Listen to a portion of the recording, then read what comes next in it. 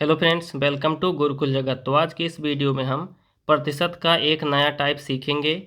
ये देखिए, इसमें दिया है 50,000 का 120% का 0.08% डॉट डॉट है यहाँ पर के बराबर है। ये क्वेश्चन दिया है। अब इसी को हमें सॉल्व करना है कि ये जो डॉट डॉट दिया है ये किसके बराबर है। 50,000 का 120% का 0.08% किसके बराबर है। यहाँ पर डॉट डॉट पे कौन सा वो संख्या है, किसके बराबर है इसका इतना। तो देखिए, अगर एग्ज़ाम में इस तरह का कोई भी क्वेश्चन आता है जिसमें अगर कोई मिसिंग नंबर आपको दिख रहा है, जैसे इसमें दिख रहा है यहाँ डॉट डॉट है, यहाँ पर कोई मिसिंग नंबर है जिसे हमें सॉल्व करना है कि यहाँ पर कौन सा नंबर है। तो अगर इस तरह का कोई भी क्वेश्चन आपको एग्ज़ाम में मिलता है तो सबसे पहले जो ये डॉट डॉट है या जो संख्या मिसिंग है उसके जगह पर हमें क्या मानना है, यक्स मान के चलना है। तो ये जो डॉट डॉट है यहाँ पर हम क्या मानेंगे, यहाँ मानेंगे यक्स। उसके बाद हम क्वेश्चन को सॉल्व करेंगे। तो चलिए अब इस क्वेश्चन को सॉल्व करना शुरू करते हैं। देखिए, इसे सॉल्व करने के लिए जिस फॉर्म में दिया है सेम उसी फॉर्म में इसे हमें नीचे लिखना है, लेकिन कुछ चीज़ों का ध्यान रखते हुए। तो चलिए अब इसे लिखकर आगे सॉल्व करते हैं। तो सॉल्व करने के लिए पहले लिखेंगे हम 50,000 जो पहले दिया हुआ है, सेम इसी तरीके से लिखते जाना है। देखिए, सॉल्व करने के लिए सबसे पहले हम लिखेंगे 50,000 यहाँ पर।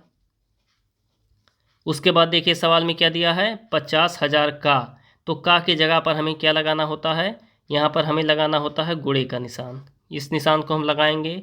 उसके बाद क्या दिया है, 120% दिया है।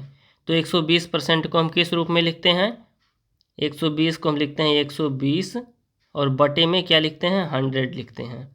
इस तरीके से लिखते हैं। अभी देखिए, मैं इसी तरीके से लिखते हुए जा रहा हूँ, लेकिन यहाँ पर का की जगह पर गुणा लगाना होता है तो गुणा लगा रहा हूँ। इसको जिस फॉर्म में लिखा जा सकता है उस फॉर्म में लिख रहा हूँ। अब देखिए, इसके बाद फिर एक का है तो इसके स्थान पर भी यही चिन्ह आएगा, यानी कि गुणे का निशान आएगा। अब देखिए क्या है, 0.08% है तो इसको भी सेम इसी तरीके से इस फॉर्म में लिखना है।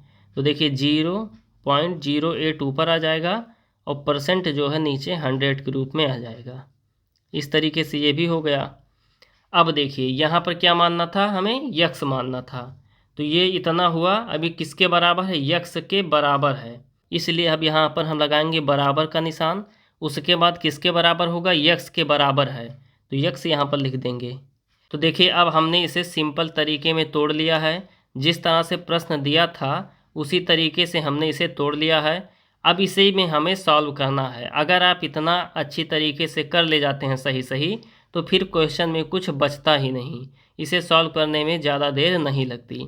अब चलिए इसे आगे कैसे सॉल्व करना है इसे भी देखते हैं। तो देखिए, यक्स को अकेला है तो उसे ऐसे ही रहने देंगे, क्योंकि इसी की वैल्यू हमें फाइंड करनी है। अब देखिए, इसी को इतने को हमें सॉल्व करना है। तो इसके लिए देखिए 50,000 में 4 जीरो है, और अगर हम नीचे देखेंगे तो यहाँ 100 है, यहाँ डबल जीरो मिल जा रहा है और यहाँ डबल जीरो मिल जा रहा है। तो इस डबल जीरो से और इस डबल जीरो से इस चारों जीरो को हम काट सकते हैं। तो इस तरीके से हम ये डबल जीरो कैंसिल करेंगे और ये डबल जीरो कैंसिल करेंगे।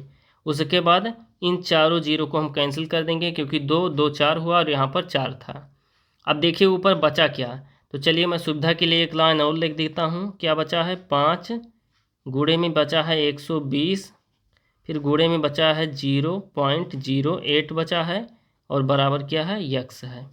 अब देखिए इन तीनों का गुणा कर लेना है। उसके बाद जो आएगा वही यहाँ पर भरा जाने वाला होगा, वही क्या हो जाएगा, इसका आंसर हो जाएगा। यक्स बराबर वही आएगा।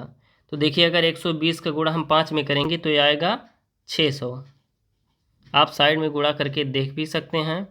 उसके बाद बीच में गुणा है तो गुणा लगाएंगे, फिर 0.08 लिखेंगे, बराबर यक्स कर देंगे। आप चाहें तो डायरेक्टली तीनों का गुणा कर सकते हैं। आपको समझने में दिक्कत ना हो इसलिए मैं इसे स्टेप बाय स्टेप सॉल्व कर रहा हूँ। अब देखिए 600 का गुणा किस में होगा, 0.08 में होगा। तो चलिए इस गुणा को मैं आपको साइड में करके दिखाता हूँ जिससे कि आपको कन्फ्यूजन ना हो। तो देखिए क्या है, 600 है और इसका गुणा किस में होगा, 0.08 में होगा। ये क्या होगा, गुणा होगा। अब देखिए 8 का गुणा हम जीरो में करेंगे तो जीरो आएगा, फिर 8 का गुणा जीरो में करेंगे तो जीरो आएगा, फिर 8 का गुणा 6 में करेंगे तो क्या आएगा, 48 आएगा। अब देखिए इन डबल जीरो का गुणा करने से कोई फ़ायदा है नहीं, क्योंकि केवल जीरो जीरो ही आने वाला है। क्योंकि अगर हम जीरो का गुणा जीरो में करें या किसी अंक में करें तो जीरो ही आता है, यह आपको मालूम होगा। अब हमें क्या लगाना है, दशमलव लगाना है, क्योंकि यहाँ 0.08 था।